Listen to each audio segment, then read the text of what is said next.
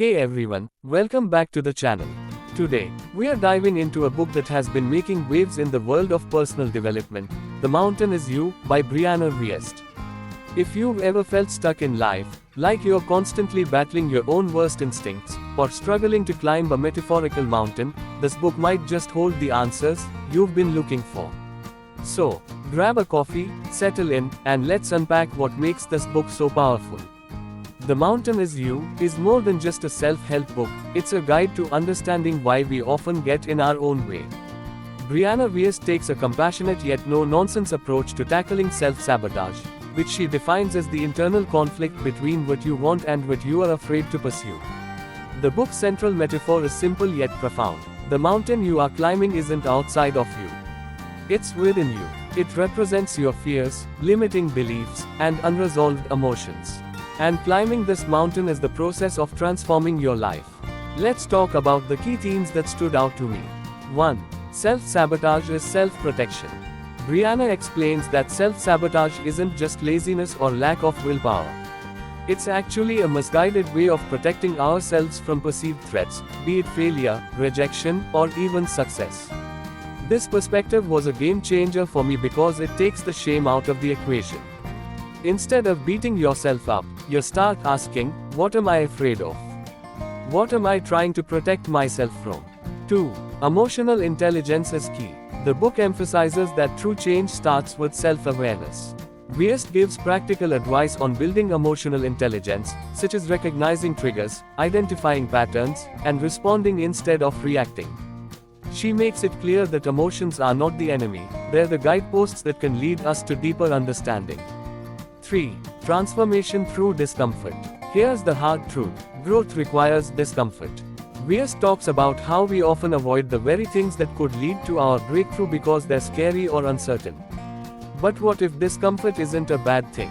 What if it's a sign you are moving in the right direction? 4. Practical tools for change. One of my favorite parts of the book is how actionable it is.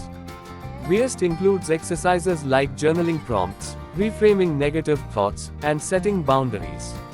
For example, one prompt that really stuck with me was, what do I know I need to let go of, but haven't yet? Let me tell you, answering that was both cathartic and eye-opening. What I loved most about this book is its tone. Brianna writes with such empathy and understanding, it feels like she's speaking directly to your soul. At the same time, she doesn't sugarcoat things. She's honest about the fact that change is hard, but she also makes you believe it's worth it. Another thing I appreciated is how universal the lessons are. Whether you are struggling with procrastination, toxic relationships, or a lack of direction, there's something in this book for everyone. Now, no book is perfect, and I think it's important to address that. Some readers might find the advice a bit repetitive or overly idealistic at times. And while the book is packed with wisdom, it's not heavy on specific scientific studies or data, which might be a downside for those who prefer a more research-driven approach. That said, I believe the book's strength lies in its accessibility and relatability. It's not about overwhelming you with facts, it's about helping you take actionable steps toward change. So, why should you read The Mountain Is You? Because it's not just a book, it's a mirror. It forces you to confront the parts of yourself you've been avoiding but does so in a way that feels empowering, not judgmental.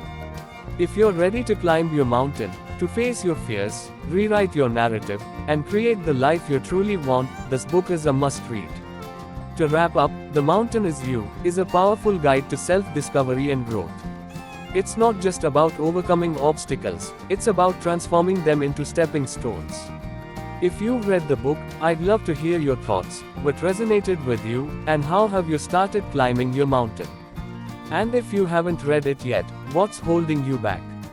Don't forget to like this video, subscribe for more book reviews and personal growth content, and share this with someone who might need a little extra encouragement today. Thanks for watching, and I'll see you in the next one. Keep climbing.